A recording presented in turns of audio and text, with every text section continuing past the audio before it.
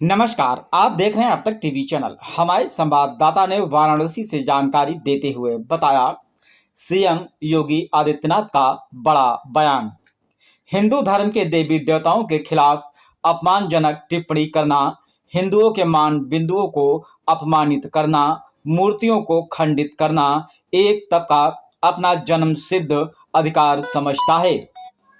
यदि कोई कानून को अपने हाथ में लेने का दुस्साहस करेगा तो उसको कानून की गिरफ्त में आना ही होगा।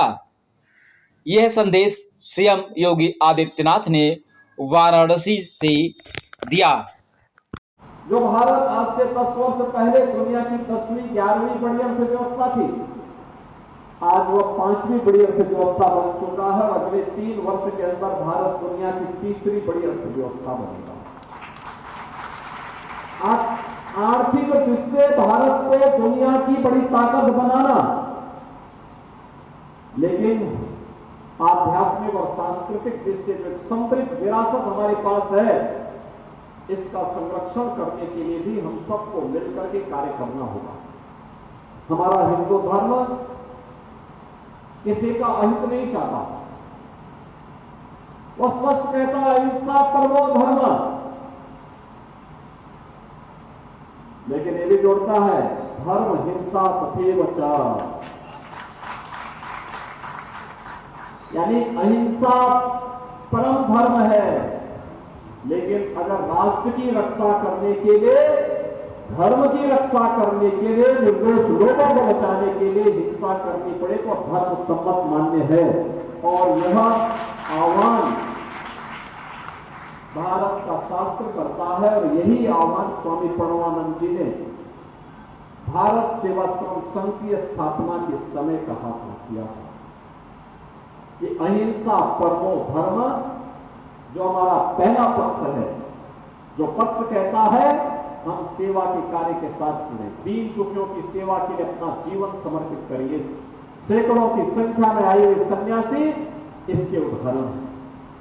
लेकिन अगर राष्ट्र की एकता और अखंडता को कोई चुनौती देगा, हमारे राष्ट्र की सीमाओं का कोई अतिक्रमण करेगा, तो फिर राष्ट्र की सुरक्षा के लिए, राष्ट्र की संप्रभुता के लिए, धर्म की सुरक्षा के लिए, हम लोग देश की रक्षा करने के लिए फिर धर्म सम्मत उस हिंसा के पक्षधर भी हैं, जो भारत की जनता को सुरक्षा प्रदान कर सके, भारत के एक भारत श्रेष्ठ भारत के रख सके। मत पंथ या संप्रदाय से जुड़े हुए किसी इष्ट के खिलाफ, किसी महापुरुष के खिलाफ, किसी योगी सन्यासी के खिलाफ अपशब्दों का प्रयोग करता, भद्र भाषा का प्रयोग करता है, तो वह दंड का भागी बनता है। उसके खिलाफ कानूनन कार्रवाई होनी चाहिए, कार्रवाई होती है। लेकिन विरोध का मतलब यह नहीं होता है कि हम आगजनी करें, तोड़फोड़ करें, लूटपाट करें। यह कतई स्वीकार्य नहीं हो सकता, कतई स्वीकार्य नहीं हो सकता है। और इसीलिए मैं देखता हूं, एक तबका अपने आप का जन्मसिद्ध अधिकार मान लेता है जब वह हिंदू धर्म के देवी देवताओं के खिलाफ अपमानजनक टिप्पणी करते हैं, हिंदुओं के मान बिंदुओं को अपमानित करते हैं, मूर्तियों को खंडित करते हैं, उसको अपना जन्मसिद्ध अधिकार समझते हैं। तो हिंदुओं की ओर से तो कोई प्रतिक्रिया नहीं होती। लेकिन अगर किसी अज्ञानी के द्वारा या किसी के द्वारा विद्वेष में कोई शब्द कहे जाते हैं, तो उसको लेकर के जमीन आसमान एक करने का कुत्सित प्रयास होता है। कानून को कोई हाथ में लेने का दुस्साहस न करे, और अगर कोई कानून को हाथ में लेने का दुस्साहस करेगा तो उसको कानून की गिरफ्त में आना ही होगा। कानून उनसे सख्ती से निपटने का काम भी करेगा, जो कानून को अपने हाथ में लेकर के तोड़फोड़